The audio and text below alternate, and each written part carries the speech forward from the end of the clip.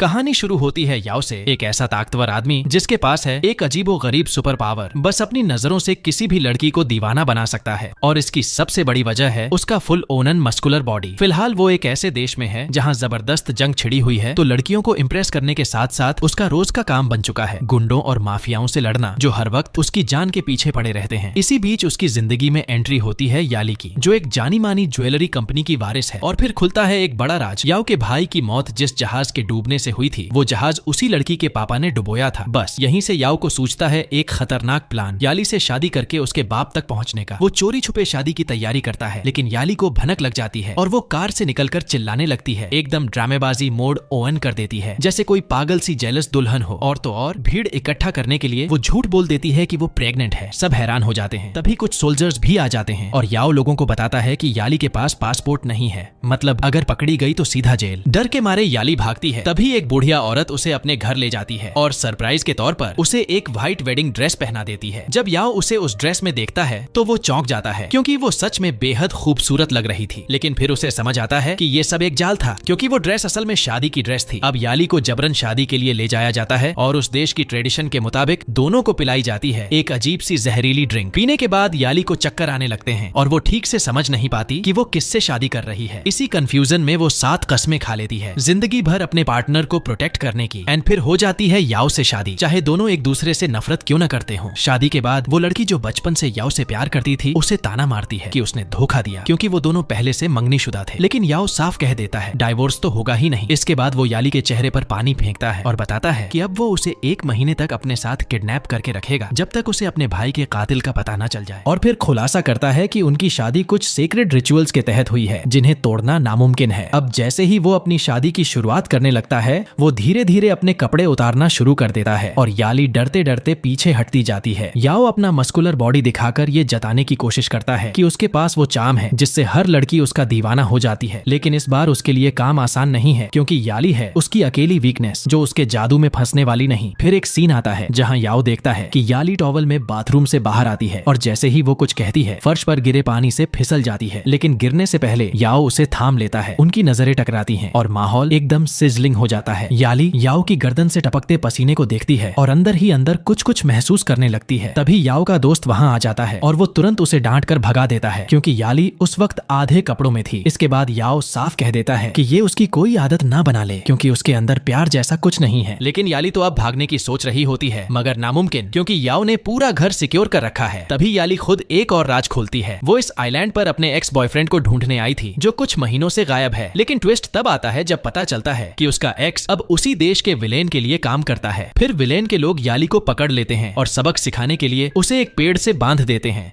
घंटों तक ना पानी ना कोई रहम। उधर याओ और उसके लोग गार्ड्स का ध्यान भटकाते हैं और याओ वहाँ पहुँच जाता है। वो उसे वार्न करता है कि अगर अगली बार वो फिर से भागी तो वो बचाने नहीं आएगा। याली डरते डरते मान जाती है और याओ उसे अपनी पीठ पर उठाकर घर तक लाता है, ताकि उसके पैरों में जख्म न हो। लेकिन जैसे ही घर पहुँचते हैं, याली बिना इजाजत उसके कमरे में घुस जाती है। अब जब दोनों एक ही घर में रहने लगते हैं, तो याली को धीरे धीरे याओ की ड्यूल पर्सनैलिटी का अंदाजा लगने लगता है। रात को वो उसे बंदूक दिखाकर डराता है ताकि वो भाग न पाए, और सुबह वही याओ शेफ बनकर उसके लिए खाना बनाता है। तभी वो देखती है कि कुछ सोल्जर्स उसके घर में घुसने वाले हैं, तो जल्दी से खुद को एक बड़ी सी बॉक्स में छुपा लेती है। लेकिन चीफ अफसर उसे पकड़ लेता है और पासपोर्ट मांगता है, जो याली के पास है ही नहीं। वो उसे गिरफ्तार करने की सोच ही रहा होता है कि याओ एंट्री मारता है और अफसर का हाथ हटाते हुए उसे झाड़ देता है। फिर वो एक बैग भरकर पैसे देता है ताकि अफसर घूस लेकर मामला रफा दफा कर दे। लेकिन अफसर याली को गलत समझ लेता है, सोचता है याओ ने उसे किसी रखेल की तरह खरीदा है, क्योंकि इतना पैसा दिया है। जब अफसर हद पार कर जाता है, याओ उसे जोरदार थप्पड़ जड़ देता है और कहता है इज्जत करना सीखो, ये औरत मेरी वाइफ है। अब अफसर गुस्से से उबल रहा होता है और मारने ही वाला होता है कि तभी एक बड़े जनरल की कॉल आती है, जो ऑन ऑर्डर देता है कि दोनों को छोड़ दिया जाए और बिना कुछ कहे वहाँ से निकल जाए। अचानक बाहर से कुछ आवाजें सुनाई देती हैं और याली को लगता है कि शायद कोई खतरा है, तो वो अपनी बहादुरी दिखाने निकल पड़ती है, वो भी एक लकड़ी की बेवकूफ सी चम्मच लेकर। लेकिन बाहर जो नजारा होता है वो बिल्कुल ही अलग होता है। दरअसल शहर के कुछ लोग उनके शादीशुदा जीवन को आशीर्वाद देने आए होते हैं अपने पारंपरिक रिवाजों के साथ। वो दोनों के हाथों को एक लाल धागे से बांध देते हैं जो उनके आत्माओं की अटूट डोरी को दर्शाता है। और फिर एक बुजुर्ग महिला याओ से कहती है कि अपनी पत्नी का हमेशा ख्याल रखना। इसके बाद याली उससे मदद मांगती है अपने एक्स बॉयफ्रेंड को ढूंढने के लिए और याओ दिखाता है कि वो अब देश के लीडर के घर में उसके बॉडीगार्ड की तरह काम कर रहा है। लेकिन ट्विस्ट ये है कि वो वहाँ किसी अनजान औरत के साथ फ्लर्ट करता हुआ भी दिखता है। याओ उसे समझाता है कि ऐसे लड़के के लिए दिल लगाने का कोई मतलब नहीं, लेकिन याली तो गुस्से में उबल रही होती है। सोचती है जाकर उस धोखेबाज की अच्छे से पिटाई करे, मगर याओ उसे रोक लेता है क्योंकि पूरे इलाके में बॉडीगार्ड्स भरे पड़े हैं। घर लौटने पर उसका एक्स याली को जबरदस्ती पकड़ लेता है और याओ को ऐसी नफरत भरी नजरों से घूरता है जैसे अभी जान ही ले लेगा। वो याली से एक और मौका मांगता है। इसके बाद याओ और वो लड़का आपस में भिड़ जाते हैं और लड़ाई के बाद याओ साफ कर देता है अब याली उसकी है। फिर वो प्यार से उसकी चोटों का इलाज करता है और यहीं याली एक बड़ा सच बताती है। उसके मम्मी पापा की मौत एक एक्सीडेंट में हुई थी और वो उस विलेन की बेटी नहीं है जिसने याओ के भाई को मारा था। याओ को यकीन नहीं होता तो वो डीएनए टेस्ट करवाने का फैसला करता है। इस बीच याली का हाथ बंधा होने की वजह से वो कुछ भी खुद नहीं कर पाती, तो याओ एक दिन के लिए खुद को उसका नौकर बना लेता है। वो उसके बाल धोने से शुरू करता है। इतनी नरमी और सेंसुअलिटी से उसे छूता है कि याली के मन में हलचल मच जाती है। जब वो कहती है कि उसे कान में खुजली हो रही है तो याओ बड़े प्यार से कान साफ करता है और उस छोटे से इशारे में भी वो कुछ ऐसा महसूस करने लगती है जो पहले कभी नहीं हुआ। लेकिन तभी उनकी ये इंटीमेट मोमेंट टूट जाता है क्योंकि बे उन्हें देख लेती है और साफ कह देती है कि वो इस रिश्ते को आगे बढ़ने नहीं देगी। बे कहती है कि इनकी शादी प्यार से नहीं मजबूरी से हुई है, इसलिए ये वैध नहीं है जब तक ये साबित न हो जाए कि इन दोनों के बीच सच्चा प्यार है। उसी पल याली पहली बार याओ की आंखों में देखती है और महसूस करती है कि शायद वो उसके लिए कुछ महसूस करने लगी है। लेकिन जैसे ही बाई याओ के करीब आने की कोशिश करती है और उसे अपनी आखिरी कोशिश से हासिल करने लगती है, याली एकदम जल भुन जाती है। याओ उसे इमेच्योर कहकर समझाता है, मगर याली ठान लेती है कि अब वो डिवोर्स मांगकर ही दम लेगी। इसके बाद याओ का दोस्त याली को एक शादी की अंगूठी गिफ्ट करता है क्योंकि उसे पता होता है कि इन दोनों के बीच झगड़ा हो चुका है। जैसे ही याओ वहां आता है, याली जानबूझकर दिखावा करती है कि अब वो उसके दोस्त को पसंद करती है। ये देखकर याओ का पारा 7वें आसमान पर पहुंच जाता है। इतना गुस्सा आता है कि वो अपने ही दोस्त को मारने की धमकी दे देता है क्योंकि उसे बर्दाश्त नहीं कि कोई उसकी जान और उसके बीच आए। उसी दौरान याली अपने एक्स से मिलती है जो उसे घर बुलाकर उनकी अधूरी लव स्टोरी के बारे में बात करना चाहता है और साथ ही उसे पियानो बजाने की उसकी पुरानी हॉबी दोबारा अपनाने के लिए इंस्पायर करता है। फिर याली को एक ईमेल मिलता है जिसमें उसे चाइना के गोल्डन हॉल में परफॉर्म करने के लिए इनवाइट किया गया होता है। ये वही सपना था जिसका इंतजार वो सालों से कर रही थी, लेकिन याओ साफ कह देता है कि वो कहीं नहीं जा सकती क्योंकि वो अब भी टेक्निकली किडनैप्ड है और अगर उसे सोल्जर्स ने देख लिया तो सीधे जेल में डाल देंगे। फिर भी याली जाने की ठान लेती है। याओ कहता है कम से कम जाने से पहले ये कप पी लो। उसे समझ नहीं आता क्यों, लेकिन फिर भी वो पी लेती है और निकल जाती है। बाहर कुछ सोल्जर्स को एक पोस्टर मिलता है जिसमें याली की फोटो होती है और लिखा होता है जिंदा या मुर्दा ढूंढ निकालो। सोल्जर्स उसे देखते ही पीछा करने लगते हैं और एक अंधेरे गली में उसे घेर लेते हैं। तभी बिल्कुल मूवी स्टाइल में याओ वहां पहुंचता है और सब रुक जाते हैं। लेकिन फिर जब वो याली का चेहरा दिखाता है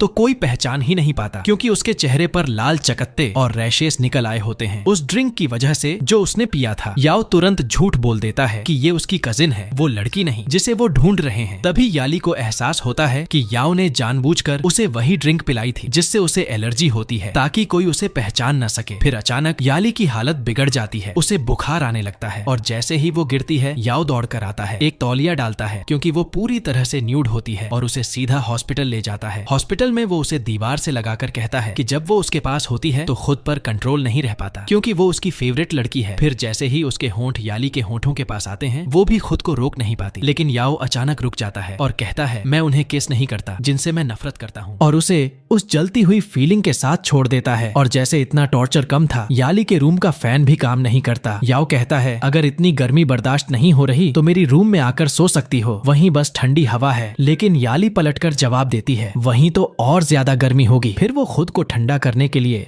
फ्रिज खोलकर सोचती है कि अंदर ही घुस जाए, लेकिन आखिरकार फैसला करती है कि वो हॉल में ही सो जाएगी। सुबह जब याली की आंख खुलती है तो उसे समझ ही नहीं आता कि वो है कहाँ, और तभी अचानक लड़खड़ाकर वो सीधे याओ के बेड पर गिर जाती है। धीरे धीरे उसे याद आता है कि उसने रात उसी के साथ बिताई थी। याओ उसके ऊपर झुक जाता है अपने मस्कुलर बॉडी का पूरा शो करते हुए और दोनों के बीच वाइब ऐसा बनता है जैसे अभी अभी कुछ इंटीमेट होने वाला हो। लेकिन तभी उनका दोस्त येबाई आ धमकता है और दोनों को ऐसी हालत में देखकर हैरान रह जाता है। याली जल्दी से खुद को ढक लेती है और सफाई देती है कि उन्होंने किस नहीं किया, लेकिन बाई सामने से बोल पड़ती है चुड़ैल तूने किया होगा। ये सुनते सुनते ही याली आगबूला हो जाती है और इतना गुस्सा आता है कि वो सीधे बंदूक निकालकर उस पर तान देती है। याओ फौरन उसे रोक लेता है, वरना आज चेहरे उड़ ही जाते। लेकिन जैसे ही याली ने हथियार छुआ, उसे एक भयानक एंग्जाइटी अटैक आ जाता है। याओ बिना देरी किए उसे बाहर ले जाता है ताकि उसका ध्यान बंटे और फिर वो उसे अपने अंकल से मिलवाने ले जाता है, जो कि एक जनरल है। उसी दौरान वो याली की आंखें बंद करवाता है और जब वो खोलती है तो दोनों की हथेलियां आपस में जुड़ी होती हैं और वो सिर्फ एक दूसरे की आंखों में नहीं बल्कि एक दूसरे की रूह में झांकते हैं। लेकिन तभी उसके हाथ लगती है डीएनए रिपोर्ट और वो सब कुछ बदल देती है। रिपोर्ट के मुताबिक याली सच में उसी आदमी की बेटी है जिसने याओ के भाई को मारा था, यानी उसने अब तक याओ से झूठ बोला था और याओ के सीने में सीधा एक दर्द उठता है। इसी मौके का फायदा उठाता है याली का एक्स, वो उसे शराब पिलाता है और फिर याली नशे में याओ को बुरा भला कहती है, लेकिन जैसे ही वो उसे सामने देखती है एकदम नरम पड़ जाती है और उसे गले लगा लेती है। याओ उसे वहां से ले जाने की कोशिश करता है, लेकिन एक्स बीच में आकर कहता है कि वो उसके साथ रहे। लेकिन याली एक बड़ी बात साबित कर देती है, वो याओ को चुनती है और उसके पीठ पर चढ़ जाती है। उस पल उसे लगता है कि याओ की बाहों में ही पूरी दुनिया की सबसे सेफ जगह है। लेकिन फिर अचानक उसे उल्टी आने लगती है और वो लड़खड़ाती हुई सड़क पर अकेली चलने लगती है। तभी उसकी नजर एक चमकती तारे पर पड़ती है और वो सोचती है याओ भी तो उसकी लाइफ का तारा है और जिस तरह से वो उससे बात करती है वो बिल्कुल एक कपल जैसा लगता है। वो याओ को किस करने की कोशिश करती है, लेकिन याओ रुक जाता है। वो कहता है कि वो अपने बिजनेस में पर्सनल फीलिंग्स नहीं लाना चाहता, लेकिन याली हार नहीं मानती। वो साफ साफ कहती है कि उसे याओ की पर्सनैलिटी, उसका चेहरा और वो इंटेंस नजरें बहुत पसंद है और फिर वो आगे बढ़ती है और उसे किस कर लेती है। एक ऐसा किस जो सिर्फ होठों को नहीं आत्माओं को जोड़ देता है। अगली सुबह याली की नींद खुलती है तो वो खुद को याओ के बेड पर पाती है, पूरी तरह से बिना कपड़ों के। और जैसे ही याओ कमरे में एंट्री करता है उसके होश उड़ जाते हैं। अब उसके दिमाग में बस एक ही सवाल घूमता है, क्या उन्होंने सच में कल रात प्यार किया? लेकिन तभी याली को एक ऐसा राज पता चलता है जो उसकी दुनिया ही हिला देता है। उसे मालूम चलता है कि याओ के पास उसका और उसके सारे दोस्तों का एक डिटेल मैप है, यानी वो उसे महीनों से छुपकर ट्रैक कर रहा था। ये देखकर याली का दिल टूट जाता है कि जिससे वो प्यार करने लगी थी उसी ने उसे धोखा दिया। वो गुस्से में आकर उस नक्शे को फाड़ने लगती है, लेकिन याओ उसे पकड़कर शांत करने की कोशिश करता है। पर याली भी किसी से कम नहीं, वो एकदम शेरनी की तरह उसके कंधे पर जोरदार काट लेती है और वहां से दौड़कर भाग जाती है। याओ उसे पकड़ लेता है, लेकिन याली उसे सीधे चाकू दिखा देती है। कहती है अगर नहीं छोड़ा तो घोंप दूंगी। लेकिन याओ बोलता है घोंप दो, क्योंकि अगर तुम चली गई तो वैसे भी मेरे दिल में 1000 चाकू एक साथ लग जाएंगे। फिर वो एक ऐसा कन्फेशन करता है जिसे सुनकर याली पूरी तरह चौंक जाती है। याओ कहता है कि वो उससे सच में प्यार करता है, लेकिन याली उसे रोक देती है। कहती है कि ये सब शादीवादी एक झूठ है, तुम मेरे पति नहीं हो। लेकिन याओ पीछे नहीं हटता, कहता है कि वो तो उसकी रूह से बंधा हुआ है और जब से वो आई है उसकी सारी बुरे सपने खत्म हो गए हैं। अब उसकी जिंदगी में बस उजाला ही उजाला है। और इतने गहरे इमोशन के बीच वो अचानक उसे जोर से किस कर लेता है, एक ऐसा किस जिसमें गुस्सा, प्यार, जुनून सब मिला होता है। पहले तो याली उसे झटक देती है, लेकिन जैसे ही उसे एहसास होता है कि वो किस तो वही था जिसे उसकी रूह चाहती है, वो खुद याओ की बाहों में समा जाती है और फिर दोनों इतने जुनून में खो जाते हैं जैसे सूरज और चांद एक हो गए हों। वो बिना झिझक एक दूसरे को छूते हैं और उनके जिस्म का हर स्पर्श ऐसा आग लगाता है जैसे आसमान तक जल उठे। लेकिन अगले दिन एक नई मुसीबत उनका इंतजार कर रही होती है। याओ को पता चलता है कि असली विलेन यानी याली का बाप अब जान चुका है कि उसकी बेटी अभी जिंदा है। याओ अपने दोस्त से कहता है कि फौरन एक बोट का टिकट खरीदे ताकि याली को इस खतरनाक टापू से बाहर भेजा जा सके, क्योंकि उसका बाप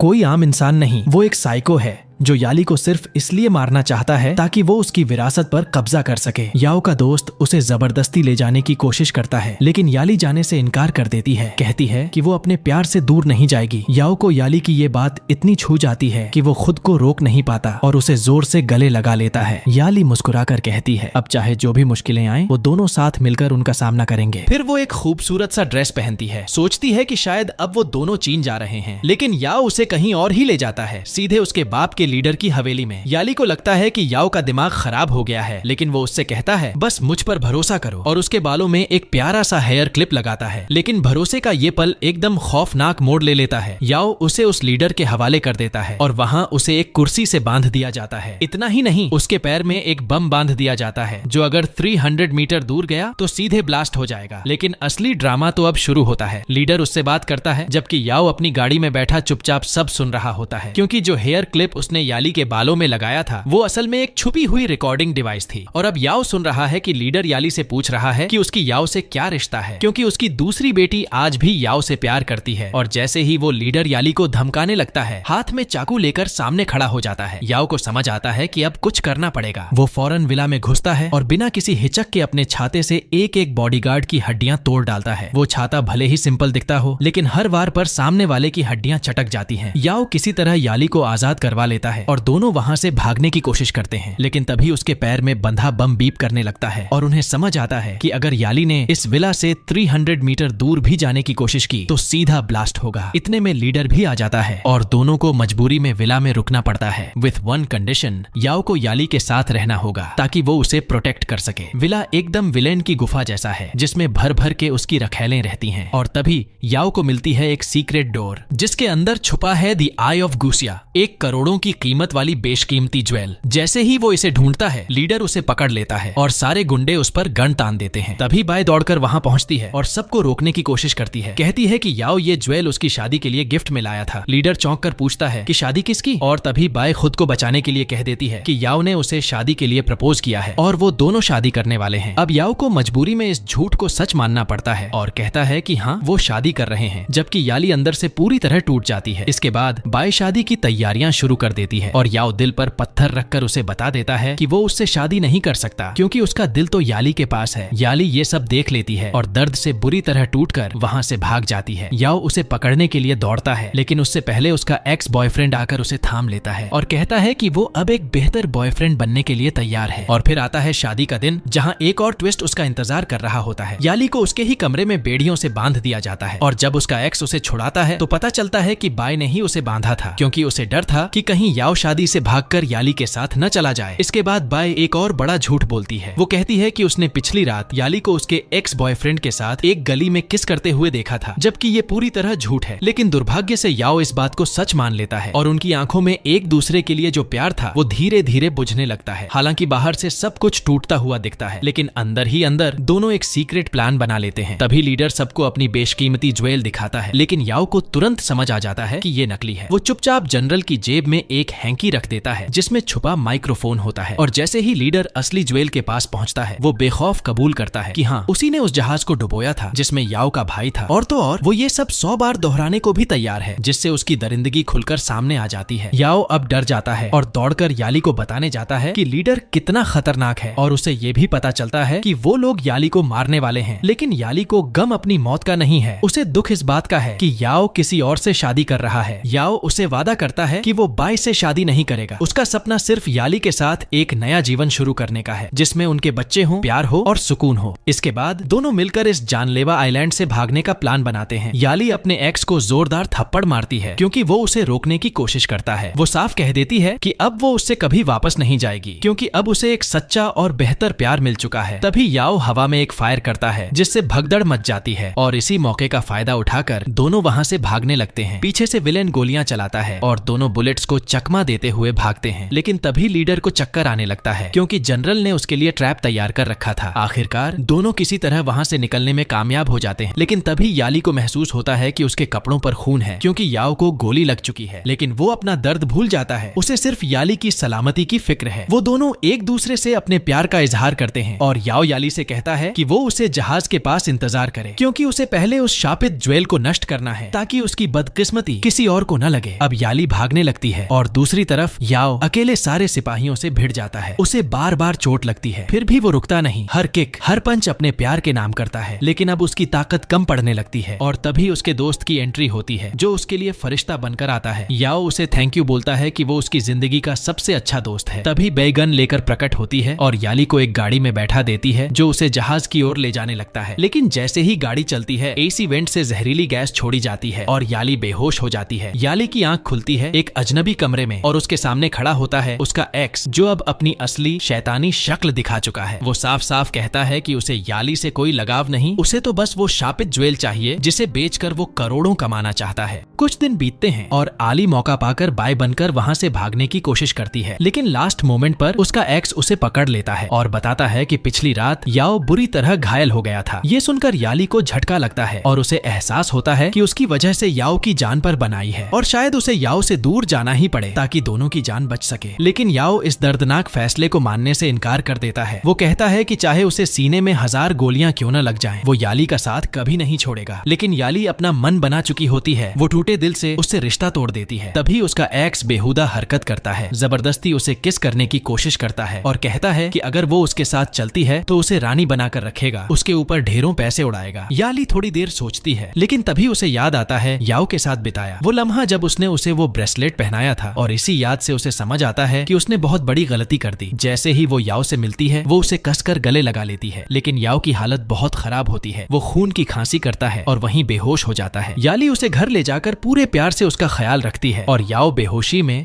बस उसका नाम पुकारता रहता है। इसी बीच उसका दोस्त याली को बताता है कि 3 साल पहले याओ आत्महत्या करने ही वाला था, लेकिन उसने उसे एक कब्र के सामने पियानो बजाते देखा और उसी पल उसकी जिंदगी बदल गई। तभी आता है याओ का चाचा, एक फेमस जनरल, जो इन दोनों के रिश्ते को बिल्कुल नहीं मानता। वो याली को एक फ्लाइट टिकट थमाता है और कहता है कि या तो वो चली जाए या फिर वो याओ को उस खतरनाक लीडर के हवाले कर देगा। मजबूरन याली मान जाती है और याओ के उठने से पहले ही चली जाती है। जब याओ को होश आता है तो उसे याली की एक चिट्ठी मिलती है जिसमें उसने माफी मांगी होती है और बताया होता है कि वो जा रही है। याओ अपने चाचा से भिड़ जाता है। वो कहता है कि अब वो अपने प्यार को चुनेगा, चाहे दुनिया कुछ भी कहे। फिर वो अपने दोस्तों से कहता है कि याली को जंगल ले चलो, क्योंकि वो उसे प्रपोज करने वाला है, हमेशा के लिए अपना बनाने वाला है। जंगल पहुंचते ही याली अपने दोस्तों से विदा लेती है, लेकिन तभी एक अजीब सी आवाज सुनाई देती है, कुछ ऐसा जैसे बम फटा हो। तभी उसे अपने एक्स की झलक दिखती है और अगले ही पल कार के नीचे प्लांटेड बम फट जाता है और याली अपनी आंखों के सामने वो धमाका होते देखती है। तभी याओ को धमाके की आवाज सुनाई देती है और वो घबराकर तुरंत याली को कॉल करता है, लेकिन याली का कोई जवाब नहीं आता क्योंकि वो जमीन पर घायल पड़ी होती है। उसी वक्त उसका एक्स उसे ढूंढ लेता है और उसे चुपचाप हॉस्पिटल ले जाता है। इसीलिए याओ उसे वहां नहीं देख पाता, लेकिन जो चीज उसे मिलती है वो और भी ज्यादा तोड़ देने वाली होती है। वो देखता है कि एक मेडिकल टीम एक लड़के की डेड बॉडी ले जा रही है और उसकी कलाई में वही ब्रेसलेट होता है जो उसके सबसे अच्छे दोस्त ने पहना था। याओ समझ जाता है कि उसका दोस्त अब इस दुनिया में नहीं रहा। उसका चाचा उसे बताता है कि हादसे वाली जगह से याली का फोन मिला है, लेकिन उसका शरीर नहीं। फिर वो ये भी बताता है कि उसने याली को उसके एक्स के साथ एक बोट में देखा था जो उस आइलैंड को छोड़कर चले गए। ये सुनते ही याओ का दिल नफरत से जल उठता है। उसे लगता है कि याली ने उसके साथ धोखा किया और वो गुस्से में आकर अपनी एंगेजमेंट रिंग फेंक देता है। इसके बाद 1 साल बीत जाता है। इस दौरान याली अब चीन में रहती है और दिखने में खुश लगती है, अपने उसी एक्स के साथ रिलेशनशिप में जो हर वक्त उस पर नजर रखता है और किसी भी मर्द के उसके करीब आने से जलता है। लेकिन फिर कहानी में ट्विस्ट आता है। एक दिन अचानक याओ उससे टकराता है जानबूझकर। उसे देखकर याओ हैरान रह जाता है क्योंकि याली उसे पहचान ही नहीं पाती। वो उस पर नोट फेंकता है और उसे गद्दार तक कह देता है। याली घबरा जाती है और वहां से भागने की कोशिश करती है, लेकिन याओ उसका हाथ पकड़ लेता है, सिर्फ एक बार फिर उसकी त्वचा को महसूस करने के लिए, उस एहसास को जीने के लिए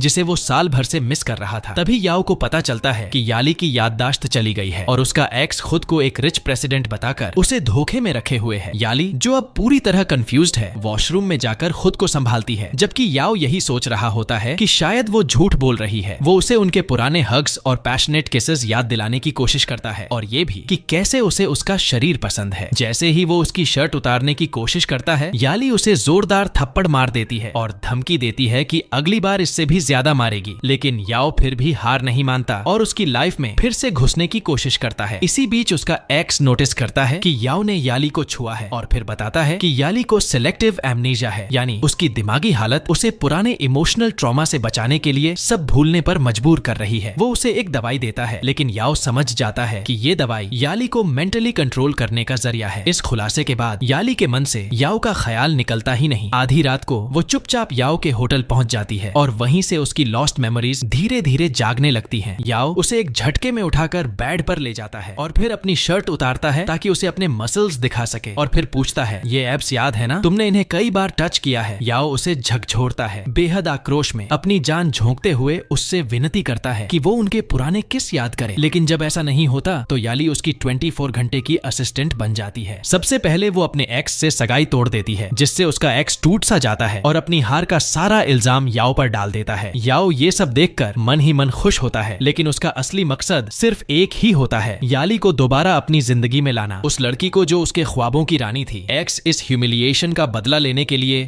याओ को जोरदार मुक्का मारता है, लेकिन याओ भी कम नहीं होता। उसके एक पंच से पूरा पासा पलट जाता है और दोनों के बीच जबरदस्त फाइट होती है, जिसका अंत होता है एक्स के जमीन पर चित्त हो जाने के साथ। फिर बाय आती है और याली को गले लगाकर बताती है कि कैसे उस धमाके ने उसे हवा में उड़ा दिया था, लेकिन याली को कुछ याद नहीं आता। जिस पर बाय कहती है कि वो हादसे के बाद एकदम पागल सी हो गई थी। तब याओ एक शॉक थेरेपी ट्राई करता है। वो उसकी हथेली आग के पास ले जाता है और उसी पल उसकी यादें झटके से वापस आने लगती हैं। याली इतनी कमजोर हो जाती है कि खड़ी तक नहीं रह पाती और उसकी आंखों के सामने उस दिन की सारी घटनाएं घूमने लगती हैं। फिर वो पियानो के सामने जाकर बैठती है और याओ उसे वो धुन बजाने के लिए कहता है जिसे उसने पहली बार याली को बजाते हुए सुना था। याली कंफ्यूज हो जाती है और एक चाकू निकाल लेती है, लेकिन याओ डरता नहीं बल्कि कहता है कि वो उसके साथ एक नई जिंदगी शुरू करना चाहता है। इसके बाद दोनों एक अजीब लेकिन बेहद इंटेंस किस करते हैं, एक ऐसा किस जिसमें उनकी जुबानों की जंग चलती है। और भले ही याली कहती है कि वो उससे प्यार नहीं करती, पर उसके दिल की सच्चाई कुछ और ही होती है। याओ हार नहीं मानता और अपना प्यार जताता रहता है। वो उसे बताता है कि उसका एक्स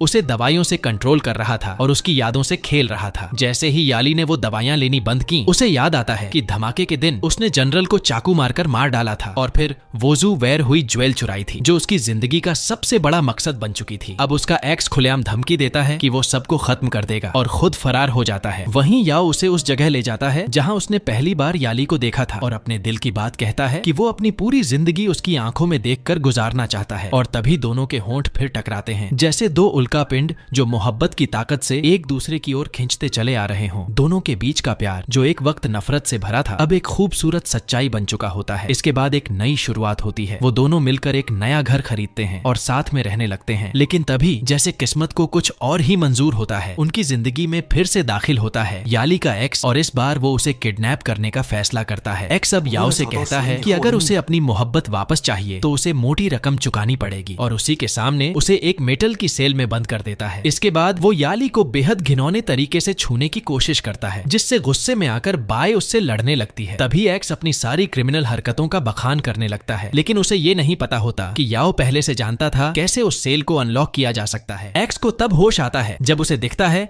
कि बैग के अंदर एक कैमरा छिपा हुआ था और तभी याओ बाहर निकलकर उसे बताता है कि उसकी सारी हरकतें रिकॉर्ड हो चुकी हैं और वीडियो अब इंटरनेट पर वायरल हो चुका है। पुलिस भी हर बात जान चुकी है। ये सुनते ही एक्स पागल हो जाता है और बाय को पकड़कर कहता है कि अगर कोई एक कदम भी आगे बढ़ा तो वो लाइटर गिरा देगा, जिससे पूरा कमरा धमाके से उड़ जाएगा। लेकिन तभी कोई उसे जोरदार घूंसा मारता है और याओ याली दोनों जान बचाकर वहां से भाग निकलते हैं। पीछे सिर्फ जलता हुआ कमरा और एक्स का जलता हुआ गुस्सा रह जाता है। एक साल बीत जाता है और उसी जंगल में जहां उनकी कहानी शुरू हुई थी, याली अकेली बैठी होती है। तभी वहां आता है याओ। अब और इंतजार नहीं किया जा सकता, उसका दिल अब और जुदाई नहीं सह सकता। वो उसके सामने घुटनों पर बैठता है और वही जादुई ज्वेल निकालता है जिसके लिए उन्होंने इतने जख्म सहे थे। लेकिन इस बार वो ज्वेल कोई श्राप नहीं बल्कि एक प्रपोजल रिंग बन चुकी होती है। याओ अब उसे सच में अपनी पत्नी बनाना चाहता है और याली बिना कोई हिचकिचाहट के उसे हाँ कह देती है। यही है उनकी असली शुरुआत, एक ऐसी लव स्टोरी जो लड़ाई झगड़ों और गलत फहमियों से शुरू हुई थी, लेकिन अब उस पर प्यार का एक ऐसा पुल बन चुका था जो कभी नहीं टूटने वाला। और फिर दोनों एक दूसरे को ऐसे चूमते हैं जैसे इस पूरी दुनिया में सिर्फ वही दो लोग हों, क्योंकि सच में सच्चे प्यार से ज्यादा ताकतवर कुछ नहीं होता। और अगर तुम्हें ये कहानी पसंद आई हो तो चैनल को जरूर सब्सक्राइब करो, बेल आइकन दबाओ